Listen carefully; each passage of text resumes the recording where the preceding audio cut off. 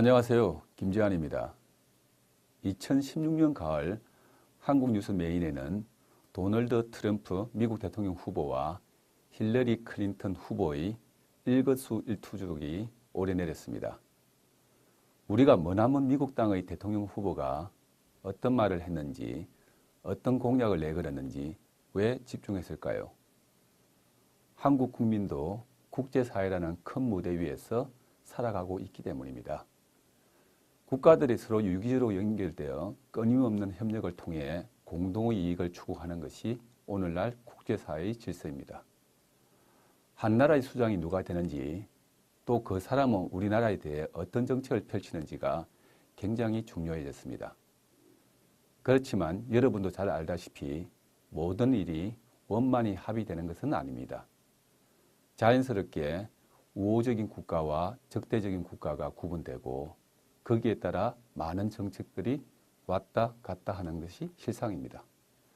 그렇기 때문에 국제 무대에서는 우방을 확보하는 것이 생존 관건이 되고 있습니다. 이번 시간에는 세계라는 무대에서 우방을 만들거나 적대국을 다루는 전략에 대해 살펴보도록 하겠습니다. 1972년 2월 21일 리처드 닉슨 미국 대통령이 중국 베이징 공항에 도착합니다. 미국 현직 대통령이 처음으로 중화인민공화국을 방문한 것입니다. 닉슨은 자신의 중국 방문 기간을 세상을 바꾼 한 주로 표현했습니다. 중국 방문 4일째 닉슨 부부는 만리장성을 방문했는데요. 이 방문 모습을 촬영한 사진은 세계가 미국 진영 그리고 소련 진영으로 나눠진 이른바 양극체제가 와해되었음을 알리는 장면으로 오늘날 기록되고 있습니다. 1950년대와 1960년대 미국과 중국은 서로에게 적대적이었습니다. 물리적인 전쟁 없이 냉전에만 거친 미소관계와 달리 미국과 중국은 서로 열전을 주고받았죠. 한반도를 비롯한 여러 곳에서 치열한 전투를 겪었고 당시 중국은 미국을 세계 인민의 적이라고 부를 정도였습니다. 이런 미중관계가 변화한 계기는 전혀 다른 방향에서 나오게 됩니다. 바로 중국과 소련이 갈등을 빚기 시작한 것이죠. 1950년대 후반과 1960년대 전반에 걸쳐 중국과 소련은 치열한 이념 논쟁을 벌였습니다. 중국은 자본주의 진영과의 평화공존을 추구하는 소련 정책을 수정주의라고 비판하면서 자본주의에 대한 적대적 태도를 견지했고 소련은 이런 중국을 교조주의라고 비판했습니다. 물론 이후 중국은 자본주의 진영과 여러 분야에서 협력했기 때문에 중소이념 대립은 그냥 경쟁이었을 뿐 신념체계 차이는 아니었습니다. 본질적으로 중소 갈등은 공산진영 내 주도권 경쟁이라 부를 수 있습니다. 여러 공산국가의 내정에 간섭하는 소련에 대해 중국은 불만을 가졌습니다. 또 중국은 중국의 독자적 핵 무장화를 소련이 지원하지 않는다고 생각했습니다. 반면 소련은 중국의 핵 무장화를 지원했고 중소국경 분쟁으로 후속 지원을 중단했을 뿐이라고 생각했습니다.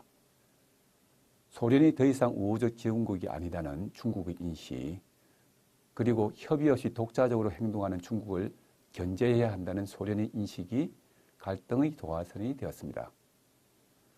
중국과 소련은 국경이 길게 맞닿아 있어 갈등이 발생할 수밖에 없기도 했습니다.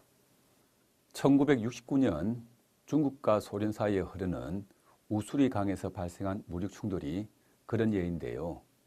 이런 분쟁들이 중소관계를 더 악화시키게 됩니다. 지리적으로 가까운 나라와는 이해관계가 충돌할 수밖에 없고 그래서 먼 나라와 협력하여 가까운 나라를 협공하는 방책을 원교근공이라고 합니다. 이 무렵 중국은 소련을 제1의 가상적으로 간주합니다. 즉 미국과 중국 공동의 적이 소련이었던 것입니다.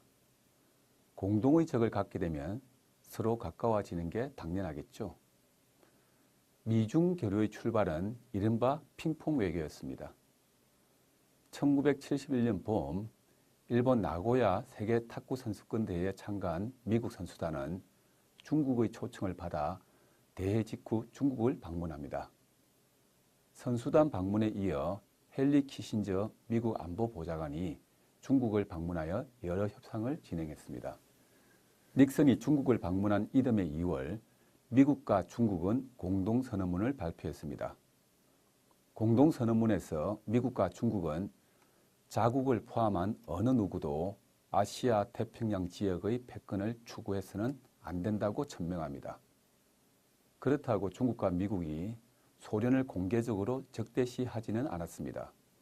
미중 공동선언문에는 소련을 포함한 어떤 제3의 국가를 겨냥하는 문구가 없었습니다. 오히려 미중 관계 정상화가 양국뿐 아니라 타국과의 긴장 완화에도 기여한다고 언급했습니다. 중국 방문 3개월 후인 1972년 5월 닉슨은 모스크바에서 미소 정상회담을 가졌고 소련과 군비 축소에 대해 합의합니다. 미중 공동선언문에서 미국은 하나의 중국 전 원차이나 정책을 인정하고 대만에서의 철군을 최종 목표로 한다고 언급했습니다. 민감한 이슈를 구체적으로 언급하지 않음으로써 합의를 가능하게 만들었습니다. 미국의 안보보좌관 키신저는 이를 건설적 모성으로 불렀습니다. 미국으로서는 중국을 개방시켜 다극체제와 유동성을 확보하면서 소련과는 화해, 즉 대땅들을 실현시키며 또 중국과 소련이 북베트남에 대해 압력을 행사했으면 하는 바람을 갖고 있었습니다. 당시 중국과 소련은 북베트남의 독자적 행동에 불만이 있던 차였습니다. 닉슨의 중국 방문 1년 후인 1973년 2월 중국과 미국은 연락사무소를 설치하기로 합의합니다. 1978년 12월 미국은 중화민국 즉 대만과 단교하고 1979년 1월 중국과 수교합니다. 1979년 4월 중국은 중소상호원조조약을 폐기한다고 소련에 통고합니다. 미국, 중국, 소련의 3자 관계는 10년 후 다시 변화하는데요. 소련이 쇠퇴를 맞이한 것입니다. 1989년 고르바초프의 베이징 방문을 계기로 중소화해 모드가 조성되었습니다. 이렇게 소련이 붕괴된 이후에는 미국과 중국 간의 경쟁이 다시 치열해집니다. 국제사회에서는 영원한 우방도 영원한 적국도 없다고들 합니다.